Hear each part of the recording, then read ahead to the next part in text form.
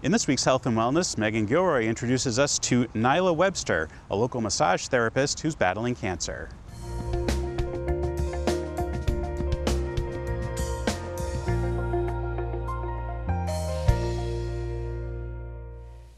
Over 13 million people are said to have cancer in the United States, with 1.6 million new cases each year.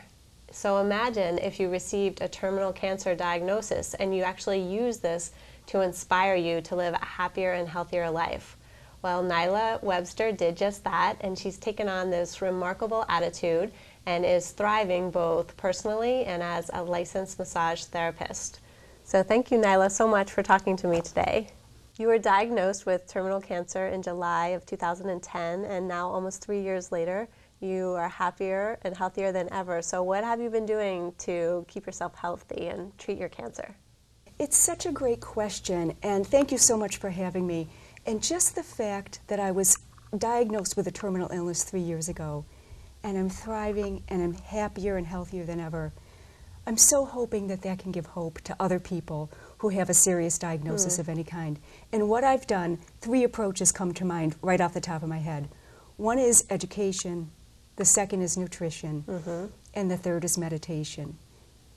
By becoming educated about the physiology of cancer, some of the dark mysteries of cancer are removed and replaced with an understanding that I can be an active participant in the healing process and do things in conjunction with chemotherapy and surgery to help myself. Nice. One of these things is nutrition. And I learned that there are molecules in certain foods that have the power to shut down cancer cell proliferation. And this has been documented in peer-reviewed studies in medical journals. Wow. So eating certain foods like green tea, cabbage, dark chocolate, Yum. absolutely helps me stay healthy, and it also helps keep the cancer at bay. So eating's become a very sacred ritual where I can envision the foods surrounding the tumor and blocking the cancer cell and nourishing myself. And the third approach is meditation, because the opposite of the state engendered by meditation is the stress response, and stress causes inflammation and blocks the function of certain white blood cells, the very white blood cells needed to stop cancer cell proliferation. So if we can engender the opposite response, which can be achieved through meditation, that becomes part of treatment.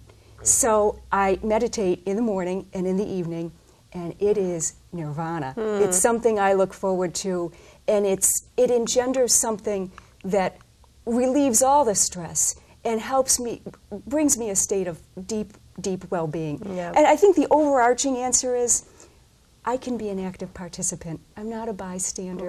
I'm not a victim. There's so much we can do to keep ourselves healthy. Well, that's inspiring. Thank you. What would you say to someone who has been recently diagnosed with a terminal illness or other serious condition?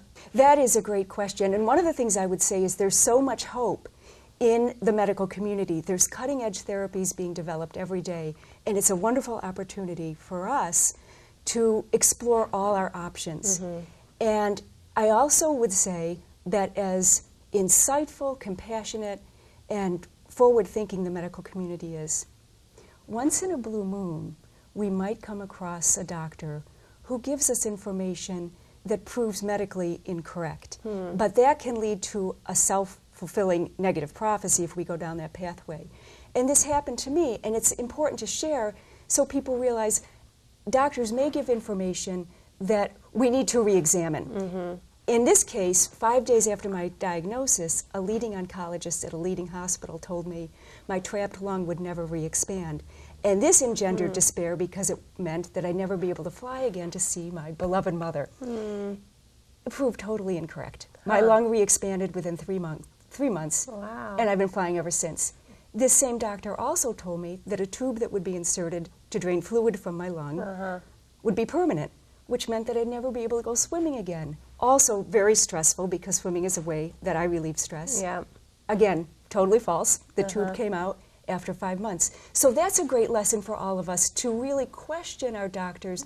And if someone says something, a dead-end negative statement, we can put a little question mark by that and say, well, maybe that's not true. Right. And if we ever come across a doctor who's officious, that's a wonderful opportunity to say, thank you so much, I've learned from you, and I will need my care transferred to another doctor. So that's one right off the top of my head. Yep. And another is, I recommend the brilliant book called Anti-Cancer by David Servan-Schreiber, a medical doctor who was diagnosed with brain cancer in 1992 and went on to live a beautiful and fulfilling 19 years. And the book outlines things that we can do, approaches we can take for optimal health. Well, thank you so much for talking to me. You can tell that you're really living your message, and it's definitely an inspiration for myself, and I'm sure for many other people. Thank you. So if you'd like to get in touch with Nila and hear more about her experience and also how she's been treating her cancer, you can reach her at her email address. And in our next interview with Nila, she is going to talk about how massage has been part of her healing process. Join us then.